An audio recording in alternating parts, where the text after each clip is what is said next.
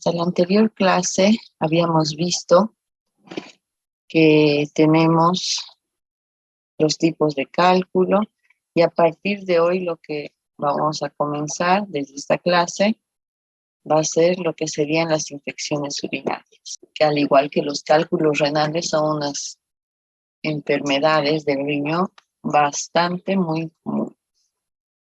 Casi todas las personas alguna vez en su vida cursan con infecciones urinarias.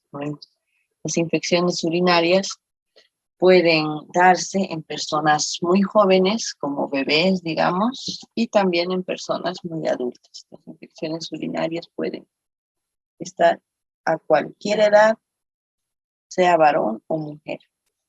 Obviamente hay una prevalencia de que a las mujeres siempre les da más infecciones urinarias, debido a la anatomía de la uretra femenina. Como es un poco más corta, a veces permite el paso de muchas bacterias hacia la vejiga. Entonces, por eso es que a las mujeres tenemos más infecciones urinarias. Pero en realidad, ambos pueden tener. Si alguno de los varones tiene un trastorno en la anatomía entre la vejiga y la uretra, también puede condicionar a que él tenga mayor cantidad de infecciones urinarias. Las infecciones urinarias, las ITU o IBU, incluyen varias identidades distintas, como bacteriuria asintomática. Esto se va a referir en que en el examen general de orina vamos a poder ver bacterias, pero el paciente no va a tener ningún signo ni síntoma. Eso no significa que el paciente no esté llevando la enfermedad. Sí está llevando la enfermedad, solo que es como que el cuerpo se ha habituado a la bacteria que estaba ahí, entonces por eso es que no está produciendo ninguna reacción, no produce dolor, no produce ardor, el paciente no siente nada. Pero igual deberíamos tratarlo. ¿Por qué? Porque esas bacterias están viviendo dentro del sistema urinario. Entonces, eso en algún momento va a llegar a producir algunas anormalidades. Luego tenemos a las infecciones sintomáticas, que obviamente son las enfermedades que ya tienen síntomas. Los síntomas más comunes de las infecciones urinarias son ardor al orinar, orinar con sangre, o sea, no con mucha sangre, ¿no? Esto no es tan común en las infecciones urinarias. Las personas con infecciones urinarias tienen sangre en la orina, solamente está detectado a nivel microscópico, es muy, muy pequeño. O a lo mucho será una manchita, una rayita de sangre en la orina. No podríamos esperar grandes cantidades, ¿bien? El paciente además puede presentar fiebre, dolor abdominal bajo en el hipogastrio, puede experimentar dolor lumbar también. Esas son las infecciones sintomáticas, con algún síntoma, todos los que pueden ser. Luego también las infecciones urinarias se clasifican en infecciones inferiores y superiores. Inferiores, ya vamos a ver más adelante la división, y también un ejemplo de las inferiores es la cistitis y superiores como la pielonefritis, que es la infección misma del riñón. ¿Por qué es tan importante tratar las infecciones urinarias? Ya sea que tengan pocos síntomas o ningún síntoma. ¿Por qué? Porque las infecciones urinarias pueden producir septicemias, abscesos renales. Estas infecciones que se están, qué sé yo, la bacteria que se está multiplicando en el riñón puede producir abscesos renales y eso a la larga va a ser la pérdida de un riñón. Entonces no lo podemos permitir. ¿Qué más? Pielonefritis crónica o insuficiencia renal crónica. A partir de las infecciones urinarias pueden progresar las enfermedades a algo muchísimo más grave. Entonces, por eso es que necesitamos tratarlo. La mayoría de las infecciones urinarias inferiores, ¿se acuerdan que en la anterior clase habíamos visto las vías urinarias superiores e inferiores? Ahí tenemos a los dos riñones, ureter ureter.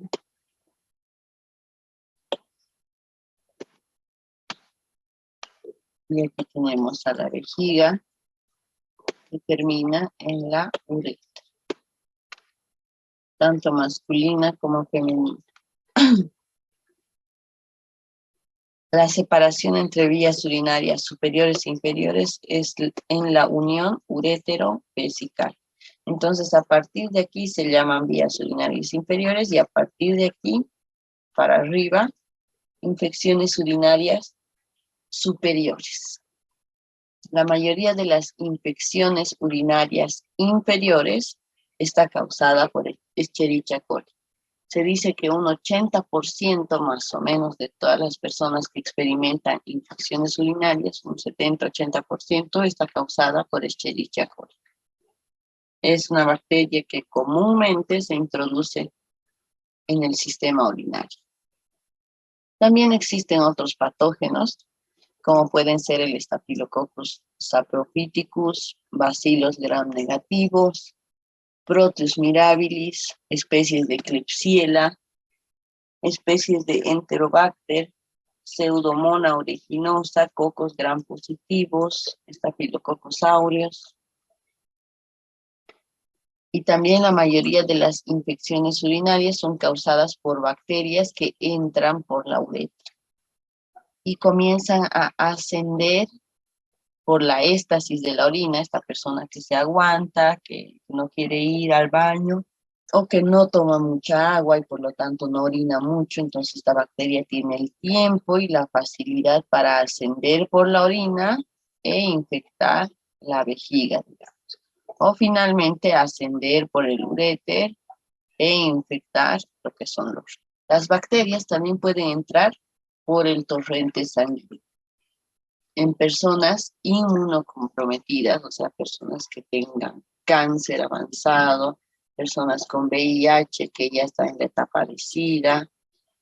Este tipo de pacientes también pueden experimentar muchas infecciones urinarias, pero que no tengan que ver por el ascenso por la uretra, sino por la debilidad que ellos tienen. Estas bacterias ingresan al torrente sanguíneo y ese torrente sanguíneo que está llegando hacia el riñón lleva la bacteria. Y como el riñón es un órgano que recibe bastante cantidad de oxígeno y nutrientes, y eso le gusta a la bacteria, entonces va y se queda en el riñón y produce una infección urinaria, pero de origen séptico, o sea, de todo el cuerpo, no es solamente. La cateterización urinaria son los factores predisponentes más comunes de las itus intrahospitalarias. Ustedes saben que cuando un paciente está internado y la utilización de la sonda Foley es bastante común en las internaciones, ¿no es cierto? Que va a consistir en que van a introducir una sonda, un catéter a través de la uretra, ya sea masculina y femenina, que va a quedarse en la vejiga. Y aquí en la vejiga se va a inflar un globito para que la sonda Foley o el cateterismo vesical no se mueva. Y de esa manera vamos a poder obtener toda la orina que llegue a la vejiga en una bolsa que se llama bolsa colectora. Esto es muy cómodo, la verdad, cuando uno tiene un paciente internado. Así puede hacer totalmente el balance hidroelectrolítico, que sí, cuánto de líquido entra al paciente, cuánto de líquido sale, si está orinando, qué color es la orina. ¿Por qué? Porque si el paciente solo va al baño, entonces no sabemos exactamente cuánto está orinando, si tenía sangre, su orina, si tenía proteínas, es más difícil de saber. En cambio, cuando está con la sonda es mucho más fácil. Pero el problema de que le pongamos esta sonda es también que por este medio las bacterias podrían introducirse mucho más fácil hacia la vejiga. Entonces, muchísimas de las infecciones urinarias intrahospitalarias se producen por el uso de catéteres vesicales. Bien, entonces hay que tener mucho cuidado, hay que ver siempre que el catéter esté totalmente limpio, que la técnica de introducción del catéter sea totalmente estéril. Bien, entonces esos detalles hay que tener en cuenta. ¿Cuánto tiempo tiene ese catéter? Tampoco es que si el paciente va a estar internado 3 meses, no le vamos a dejar con el mismo catéter los 3 meses. Tendríamos que ir cambiando cada 14 días más o menos, o si se presenta una nueva infección, sospechar del catéter, retirarlo y estudiarlo. Bien, eso es algo muy común que se hace en la internación. Las infecciones urinarias ocurren más comúnmente, como les decía, en mujeres debido a la anatomía de la uretra femenina. Existen mujeres que en un tiempo se pensaba que las infecciones urinarias tenían que ver también con las relaciones sexuales. Con el inicio de la vida sexual activa, aumentaba la cantidad de infecciones urinarias. Pero en realidad, como les digo, es más por la anatomía femenina que tenemos. Por eso es que también las niñas de 3 años que nunca en su vida han tenido relaciones sexuales tienen muchas infecciones urinarias, que son a veces muy, muy molestas, muy dolorosas y recurrentes, lo peor. Y si la mujer tiene diabetes, ya se juntan 2 datos para que pueda presentar infecciones urinarias. Es mucho más común. Para que se presente la infección urinaria, debe existir interacciones entre el huésped y el agente. Las infecciones urinarias son más comunes en mujeres que en varones, entre las edades de 16 y 35 años. En los varones, la longitud de la uretra y las propiedades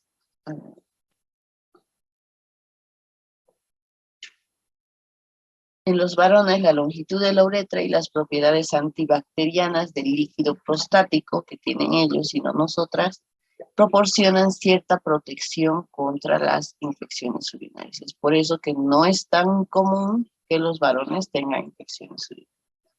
Sobre todo infecciones urinarias bajas. Pero cuando ya se trata de infecciones urinarias altas, bueno, los dos son muy predisponentes a tener. Obviamente también la cantidad de infecciones va a depender de las defensas del huésped. ¿Cuáles son las defensas del huésped, o sea, de nuestro cuerpo, para no permitir que se dé una infección urinaria? La bacteria siempre va a estar al acecho, siempre va a estar tratando de introducirse a nuestro cuerpo. ¿Por qué? Porque ahí va a encontrar alimento, cómo multiplicarse y todos los medios para poder vivir cómodamente. Entonces la bacteria siempre va a tratar de ingresar al cuerpo de una u otra manera.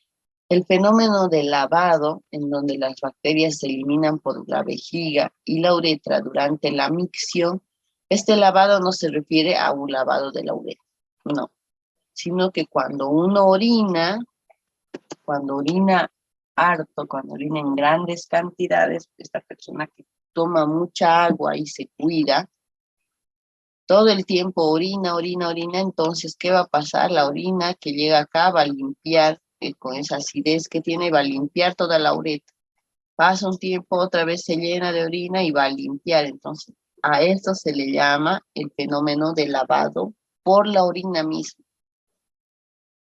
Bien, en donde las bacterias se eliminan de la vejiga. Estaba tratando de subir esta bacteria y otra vez va al baño y orina.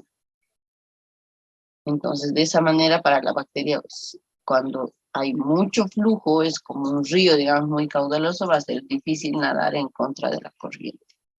¿No es cierto? Entonces va a ser eliminada y no va a producir la infección urinaria.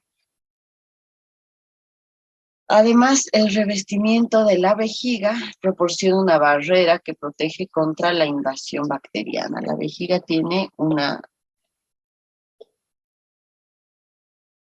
cubierta que no le va a permitir, o sea, va a ser más difícil para las bacterias atravesarla y producir la infección urinaria.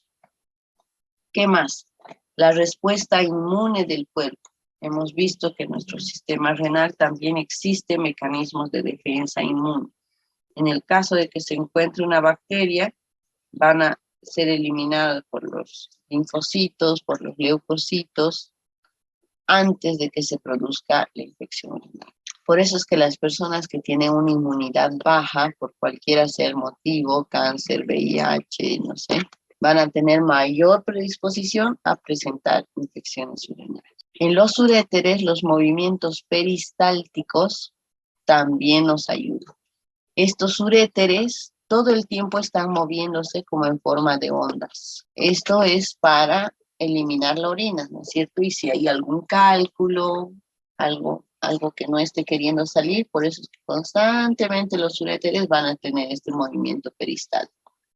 Y lo mismo, las bacterias cuando estén intentando subir hacia los uréteres también van a ser eliminadas por ese movimiento peristáltico de los uréteres. En las mujeres, la flora normal, que consiste en lactobacillus, proporciona defensa contra la colonización de bacterias. También dentro de nuestro sistema urinario, sobre todo de las mujeres, existen estas bacterias buenas, digamos, bacterias saprófitas, como los lactobacillus, que van a presentar una defensa contra la colonización de las bacterias. Van a producir un ambiente en el cual las otras bacterias patógenas no se puedan multiplicar. Entonces, de todas estas maneras, nuestro cuerpo trata de defenderse para que no se produzcan infecciones urinarias. Virulencia patógena. También de qué depende, o sea, no solo depende de las defensas que nosotros tengamos, sino de qué armas tiene la bacteria para introducirse a nuestro cuerpo.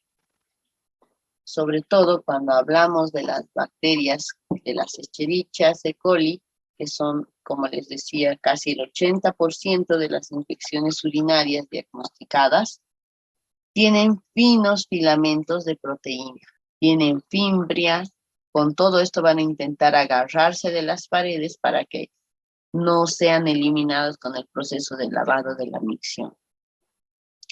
Estos le ayudan a adherirse a receptores en el revestimiento de las estructuras de las vías urinarias, tanto de la uretra como de la vejiga. Todas estas fimbrias y estos finos filamentos de proteína le van a permitir agarrarse lo más posible a la bacteria para que no sea eliminada. Le van a permitir movilidad dentro del sistema urinario. Así para nuestras células de defensa también va a ser más difícil agarrarlas y eliminar. Existen también otros mecanismos que van a colaborar a que se produzcan las infecciones urinarias.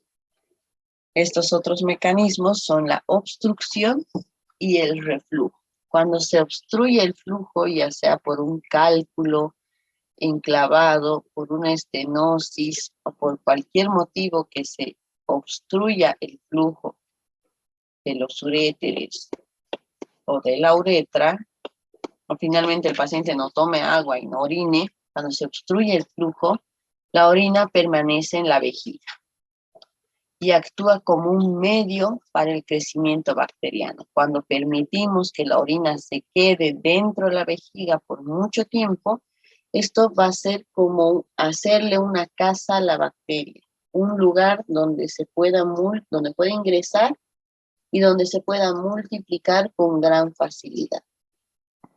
Entonces, por eso, cada vez, como les decía, si se diagnostica un cálculo a nivel renal o una persona que no orina mucho o que tiene una obstrucción, qué sé yo, por la próstata crecida en los varones, y eso no va a permitir también que el paciente orine, todo eso va a conllevar a que el paciente en algún momento desarrolle una infección. También la presencia de orina residual se correlaciona estrechamente con bacteriuria, o sea, bacterias en la orina, y con la recurrencia después del tratamiento. Con esta presencia de orina residual se refiere a que el paciente, existe algunas enfermedades en que cuando uno va a orinar, debería eliminar casi toda la orina, ya que tiene en la vejiga. Pero hay algunas enfermedades, ya sea de la vejiga o de cualquier otro tipo, que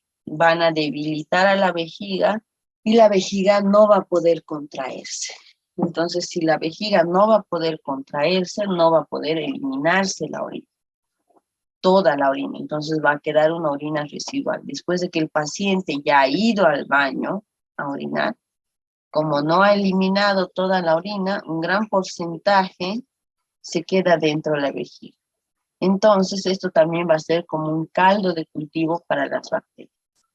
Todas aquellas personas que presenten por cualquier motivo una orina residual van a tener un factor predisponente más para las infecciones urinarias.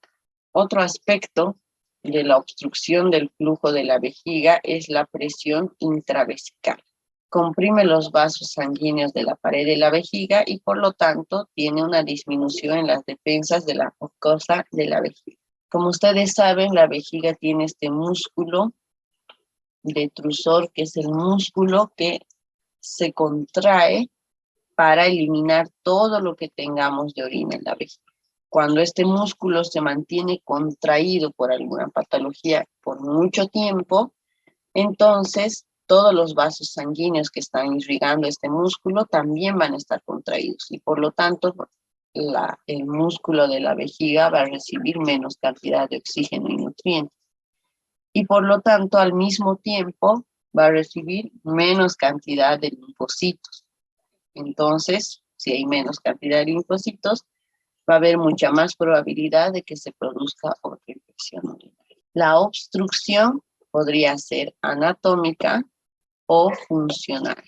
Anatómica habíamos visto por alteraciones con las que ha nacido, digamos, esta persona, qué sé yo, su uréter no se está uniendo a la vejiga en un lugar correcto, sino como por adelante.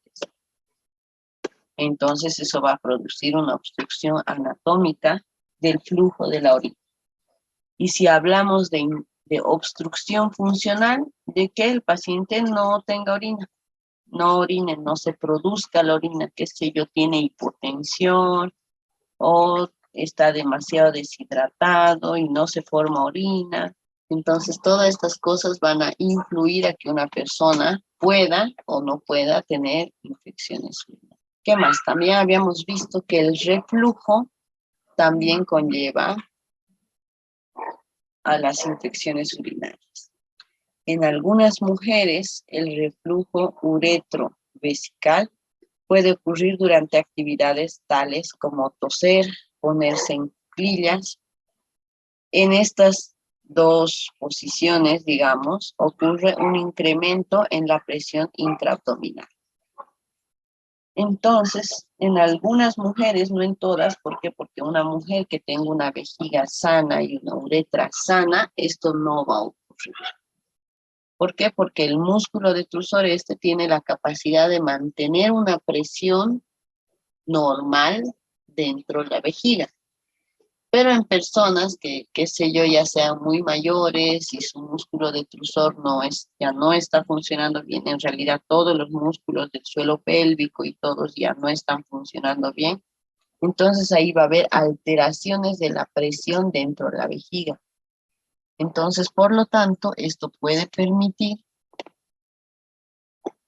que pueda existir, esa es la vejiga y esta es la uretra, puedan permitir que la orina que estaba ya en la uretra se retorne hacia la vejiga. Este reflujo es muy patológico. ¿Por qué? Porque las bacterias, llegar hasta aquí es relativamente fácil. Llegar a la vejiga era el problema.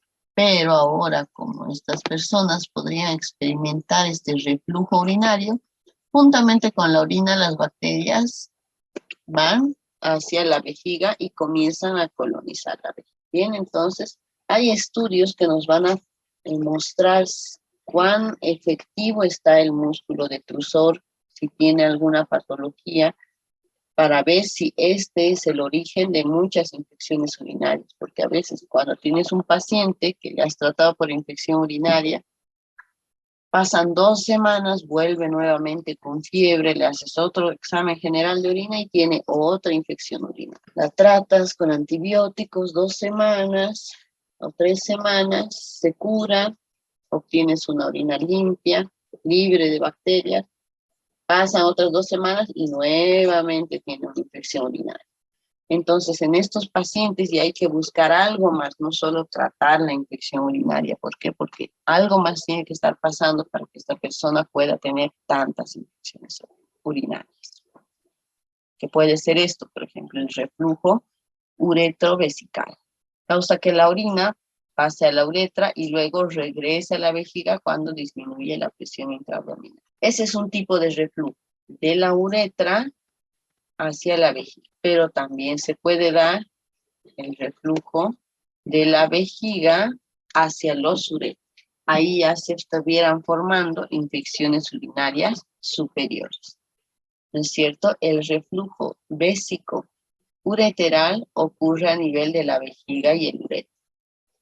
Normalmente la porción distal del uréter, o sea, la porción que se va a unir a la vejiga, se encuentra entre la capa de músculo y la superficie de la mucosa de la pared de la vejiga, formando un colgajo, que ya les voy a mostrar más adelante. Como existen tantas diferencias de presión entre el uréter y la vejiga, normalmente ocurre esto. Este es el uréter. La vejiga es como un triangulito, ¿no ven? Así. En esta porción es donde se debe insertar el uréter derecho y en esta porción donde se debe insertar el uréter izquierdo. Pero existen algunas personas que tienen variaciones en la anatomía. Cuando normalmente se inserta acá, ahí tenemos el músculo detrusor en la pared de la vejiga, es un músculo muy, muy fuerte, y el uréter, por donde va a venir la orina, ¿no es cierto? El uréter generalmente tendría un camino dentro del músculo. No es que directito entra hacia la vejiga, sino tiene un camino dentro del músculo. Y a esta porción de músculo que está por delante del uréter en la vejiga va a funcionar casi como un esfínter.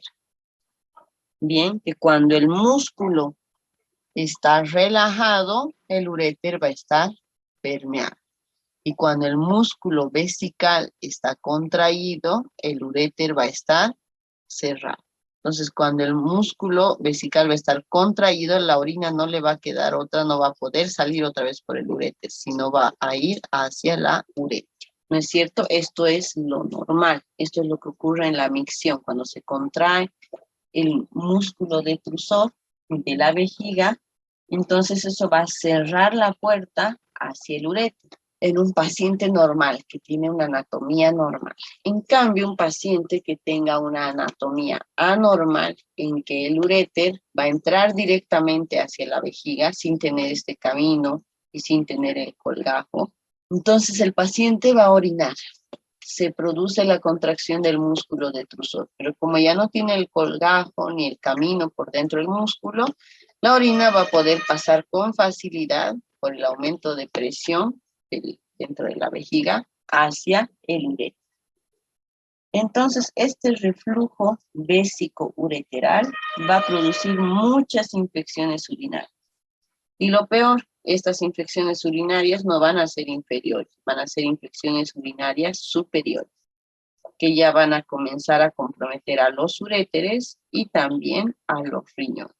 Obviamente esto no lo vamos a sospechar en todos los pacientes, solamente aquellos pacientes que tengan mucho aseo, que orinen, cumplen con todas las medidas higiénicas y aún así tienen infecciones urinarias. Les decía que también cuando un paciente está internado, tiene mucha probabilidad de tener infecciones urinarias inducidas por catéter. Primeramente, ahí estamos viendo un catéter vesical.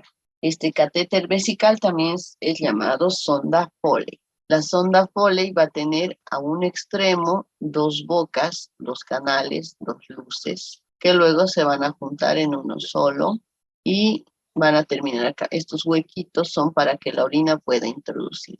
Estos globitos que están viendo van a tener que quedar dentro de la vejiga. Y como la uretra es más chiquita y el globo lo inflamos grande, entonces el catéter ya no se va a salir en cualquier momento. Existen algunos catéteres vesicales que no tienen este globito. Eso solamente nos sirve para vaciar la orina. Tú le pones el catéter por toda la uretra, vacías la orina y luego se sale. ¿Por qué? Porque no tiene un medio de fijación. En cambio, estos catéteres, las sondas Foley comunes y corrientes, Después de ser introducidas hasta la vejiga, les inflamos siempre el catéter. Generalmente, ahí en cada sonda vesical, en esta parte de acá, te dice hasta cuántos ml puedes inflar de líquido o de aire en los globitos de la sonda Foley, ¿bien? Para que uno no se pase o le introduzca muy poco también. Entonces, en ambos casos, vamos a estar protegidos. El detalle es que, como les decía, la sonda Foley nos va a permitir evaluar muy bien la calidad de la orina del paciente y la cantidad de la orina del paciente también, de las dos formas. Pero el detalle es que como tiene un catéter, un cuerpo extraño introducido por la vejiga, por la uretra, entonces va a haber mucha probabilidad de que las bacterias comiencen a colonizar el catéter por ahí adentro en los canales. Y por lo tanto aquí puedan multiplicarse y algunas de esas van a lograr ascender hacia la vejiga y producir una infección urinaria. Bien. Entonces, los catéteres se insertan por la uretra hacia la vejiga con el propósito de drenar la orina. Son una fuente de irritación ureteral y proporcionan un medio para la entrada de los microorganismos hacia las vías urinarias. Entonces, ¿por qué lo usamos?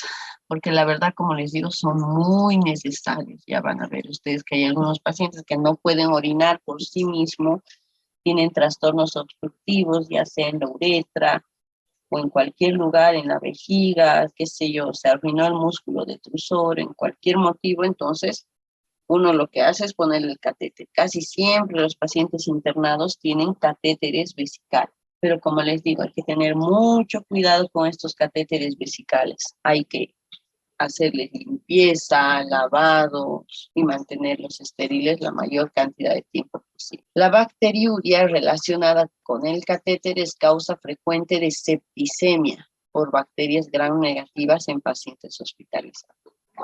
Como generalmente los pacientes que están internados, sobre todo en terapia intensiva, casi todos los pacientes que están en terapia intensiva van a tener este tipo de catéter. Entonces, un paciente que esté en terapia intensiva obviamente va a tener muchas alteraciones, o sea, no por nada está en terapia intensiva. O va a tener una sepsis, o va a tener un TEC, o va a tener hipoxia, problemas graves. Entonces, va a estar inmunodeprimido por la enfermedad. Esta inmunodepresión más la colocación del catéter a largo plazo, entonces va a llevar a muchas infecciones urinarias. Muchos de los pacientes que iban bien de la patología por la que han sido introducidos a terapia intensiva, se complican con infecciones urinarias. Y peor si este paciente va a estar inconsciente, no te va a decir que le arde al orinar, o que le pica al orinar, o que está orinando diferente, no te va a decir. Entonces, uno tiene que estar muy, muy atento a los catéteres en los pacientes internados. La biopelícula tiende a proteger las bacterias de la acción de los antibióticos. Siempre que tenga un catéter un paciente con catéter vesical, hay que ver que el catéter esté limpio, que no esté saliendo pus, que cómo lo van a manipular, porque va a ser un acceso directo hacia las vías urinarias, hasta la vejiga. Entonces, ponerle un catéter prácticamente es hacerle un camino a la bacteria para que la bacteria pueda introducirse con mucha mayor facilidad hasta la vejiga y de ahí en adelante. Entonces hay que tener mucho cuidado. De que son muy útiles y muy necesarios dentro de la internación, sí, pero tampoco es que se les pueda poner a todos. En algunos lugares he tenido enfermeras que me decían, doctora, le pongamos catéter para orinar. Yo le digo, si el paciente está lúcido y te va a poder decir, enfermera, quiero orinar, entonces de preferencia no ponerle el catéter. Mientras menos invadas al paciente, menor probabilidad de que tú le causes infecciones. Pero si en cambio el paciente está inconsciente y no te va a avisar nunca cuando va a orinar, entonces eso sí va a producir infecciones urinarias. ¿Por qué? Porque se va a quedar con la orina mojado y no sé. Entonces, en esos casos sí. No a todos los pacientes se les tiene que poner catéter. Y cuando lo pongan, siempre que las enfermeras le anoten la fecha de colocación del paciente, de la sonda Foley. Así, cuando ella se vaya y venga otro turno, van a Van a saber desde cuándo tienes la sonda, así para poder cambiarlo siempre que sea necesario. Y como les decía, si digamos tengo un paciente que tiene una sonda nasogástrica, tiene un catéter vesical, está intubado, está sedado, tiene un montón de vías de acceso para que las bacterias puedan introducirse al cuerpo. Entonces, en estos pacientes, si aparece una nueva infección urinaria con elevación de glóbulos blancos, fiebre, todo lo que conlleva una infección, voy a sospechar de infección urinaria por el catéter. Entonces, ¿qué tengo que hacer? Iniciar un nuevo antibiótico, retirar la sonda Foley, colocar una nueva, retirar la sonda nasogástrica, colocar una nueva, retirar el tubo endotraqueal y colocar uno nuevo. Así cosa de que si alguno de esos estaba haciendo un caldo de cultivo para las bacterias, yo lo elimine y de esa manera podamos tener un paciente mucho más sano. El lavado cuidadoso de las manos, la detección y tratamiento oportuno de las infecciones urinarias también son muy útiles. ¿Por qué? Porque mientras más rápido la agarremos, menos proliferación bacteriana habremos tenido y va a ser más fácil deshacer. ¿Cuáles son las manifestaciones clínicas de las infecciones urinarias? Micción frecuente. Aquellos pacientes que no les duele nada, pero qué sé yo, van al baño, orinan 3 gotas, o sea, es un decir, no 3 gotas, sino muy poquito, un chorrito y ya no tiene más ganas. Pasa 5 minutos, otra vez tiene ganas de ir al baño, orina otro chorrito y orina otro chorrito así. ¿Por qué? Porque cuando nos da ganas de ir al baño es porque la vejiga está llena, ¿no es cierto? Entonces, en estos pacientes que les da ganas de ir al baño pero que no tienen la vejiga llena, puede ser un signo de infección urinaria. Otro signo es el malestar abdominal, dolor abdominal, pero sobre todo a nivel del hipogastrio o en la parte baja de la espalda, eso cuando ya está comprometiendo las vías urinarias superiores.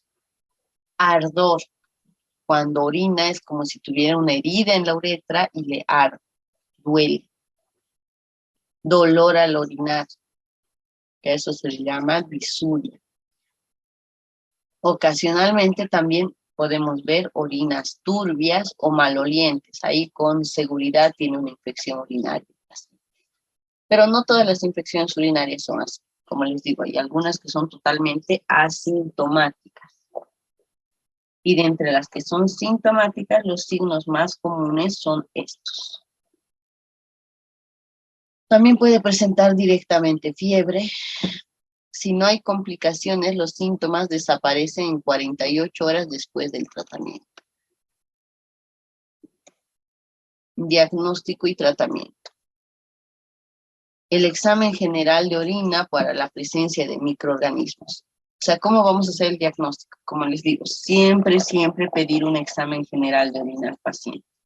Con ese examen general de orina vamos a saber si existe bacterias, si existe sangre, si existe glóbulos blancos, si el azúcar está elevado, cómo está el pH. Entonces, si en el examen general de orina tiene signos de infección urinaria, directamente, a pesar de que no haya ningún signo ni síntoma, iniciamos tratamiento. También puede ser por medio de ultrasonografía, una ecografía renal, también por medio de tomografía contrastada. Estos más se va a utilizar en vías urinarias superiores, cuando tengan abscesos, obstrucciones, estancamientos de la orina. Un criterio para el diagnóstico de una infección urinaria es la presencia de más de 100.000 unidades formadoras de colonia o más bacterias por litro de ml de orina. La colonización se refiere como la multiplicación de microorganismos en un huésped sin evidencia aparente de invasión o lesión tisular. O sea, no es que están produciendo dolor, nada, pero se han multiplicado y están ahí. Entonces, a esta colonización también debemos tratarla. En el examen general de orina también podemos tener piuria, que es la presencia de 5 a 8 leucocitos por campo de gran aumento. Liocitos. Indica una respuesta del huésped a la infección en un lugar de una colonización bacteriana asintomática. Podría hacerse un cultivo. si es que, ¿en qué caso hacemos cultivo? En el caso de que yo veo un paciente con infección urinaria. Como les dije, un 80% son Escherichia coli. Entonces, la Escherichia coli generalmente se va a morir con ciprofloxacino, este es el más común. Si, digamos, yo le he dado ciprofloxacino a mi paciente durante 3 días, 4 días, y sigue eliminando bacterias, sigue haciendo fiebre, sigue teniendo dolor. Entonces, el tratamiento como que no me está resultando. Y ese generalmente es el que mata a las Escherichia coli. Entonces, lo que puedo hacer es cultivar. Mando la orina y pido un cultivo urinario. En un agar, siembran la muestra de la orina y le van a hacer el cultivo donde van a identificar precisamente a qué germen está produciendo la infección y con qué antibiótico se muere y a qué dosis. Entonces, esto nos va a facilitar el problema. Por eso es que cada vez que introducimos un paciente a terapia intensiva, apenas ingresa, como a veces ingresan inconscientes, entonces apenas ingresa a la terapia intensiva, hay que pedirle un cultivo de orina, un cultivo de heces, un cultivo de la sangre, y así de esa manera vamos a tener exactamente identificados qué bacterias son para tratar de una manera mucho más específica y rápida. Las infecciones urinarias más agudas ocurren principalmente en las mujeres y, como les digo, están causadas por E. coli.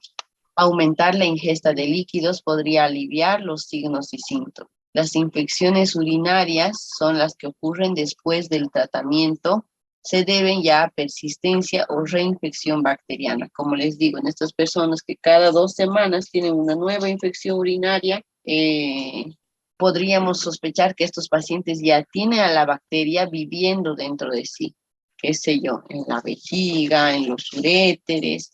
Entonces nosotros tratamos y solamente se mueren las de la uretra. Pasa 2 semanas y otra vez. O aquellas personas que tienen cálculos, como ya habíamos visto. Entonces hay que tener mucho cuidado con esto, sobre todo la reinfección. La reinfección se controla principalmente a través de la educación en la relación de medidas de prevención a transmisión de patógenos.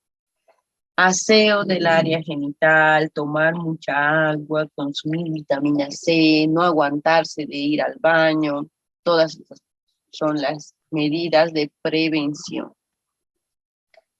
Las infecciones urinarias crónicas son más difíciles de tratar debido a que se relacionan con una uropatía obstructiva o finalmente una anomalía en la formación, o sea, una anomalía anatómica. Entonces, hasta que no resolvamos esa variación anatómica, puede que el paciente siga con infecciones urinarias toda su vida. En varones, deben ser investigados por trastornos obstructivos o un foco de infección prostática. Si la próstata está infectada, entonces va a ser mucho más fácil para las bacterias viajar hacia la vejiga, porque ya está más cerca, y multiplicarse y finalmente ascender hacia las vías urinarias superiores. Entonces, en los pacientes que tienen infecciones o inflamaciones de la próstata hay que tener mucho cuidado. Luego existen grupos de personas que son mucho más sensibles para tener infecciones urinarias. Ellas son las embarazadas, los niños y los ancianos.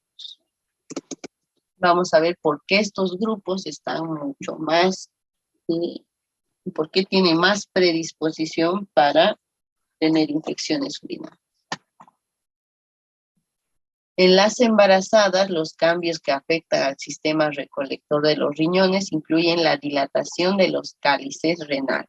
La pelvis, se dilatan todos los cálices, la pelvis, los uréteres durante el primer trimestre y se vuelven más pronunciados durante el tercer trimestre. Entonces, esta misma dilatación va a permitir a las bacterias moverse más fácilmente. O sea, si ya han ingresado, les va a permitir moverse más fácilmente a estos niveles.